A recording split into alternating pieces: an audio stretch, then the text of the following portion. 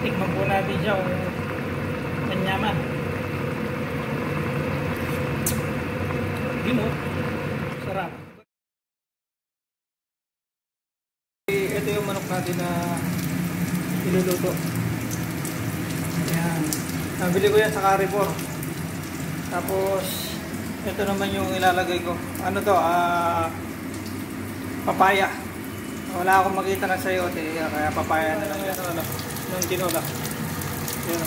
Magigisa muna tayo ng sibuyas. Ayan. Ayan natin ng patis. Ayan. Pampasarap sa tinola. Ayan. Tapos yun natin nalagay sa mga nakalagay ko na yun. Manok. Ayan.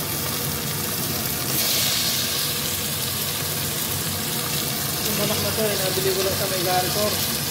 Kasi gawa nga ng hindi po mga bata kung may palengke. Kaya bawal pa talagang sobrang tao.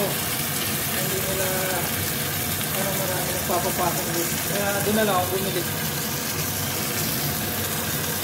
Ito yung namin yung customer ni Tolgelo. Pati na kami. Luhaluhin lang natin.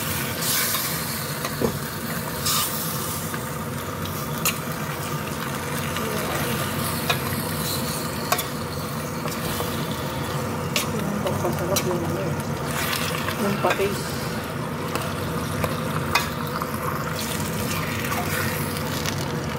Ayan po, medyo brown na po siya. Kanina medyo mamulaw pa po yung manok.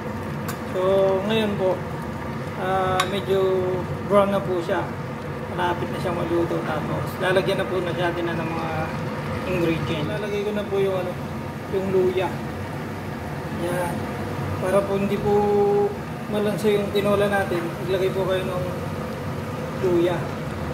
Tapos po lalagay ko na rin po itong pinagbalawan ko po ng bigas po. Kami po mga Kapampangan, yan po yung pinagsasabaw po namin, yung pinagbalawan ng bigas para masarap po siya. Buhos na po natin siya. Yan po yung sikreto ko. Yan. Sarap po yan. Tapos mamaya po lagay po natin yung pakukuluin ko muna po. Tapos ilalagay ko na po yung papaya maya po. Kumukulo na po yung ating mga chicken. Lalagay po naman natin yung papaya. Yan po linalagay ko kasi wala po tayo nabiling sayote. So okay na po yan. Wala po kayo sayote, pwede nyo po ilagay yan papaya. Huwag naman po yung inog kasi medyo matamis-tamis na po yun pag may inog na po. Tikman po natin siya kung manyaman. Yun o. Sarap. Iba talaga yung yung sa pag linagay mong pansabaw yung pinagugasan ng bigas. Sarap. Sarap po kasa. Maya luto na to. Kain tayo ha. Ito na po yung ating tinola. Ayan na po. Yan. Manyaman.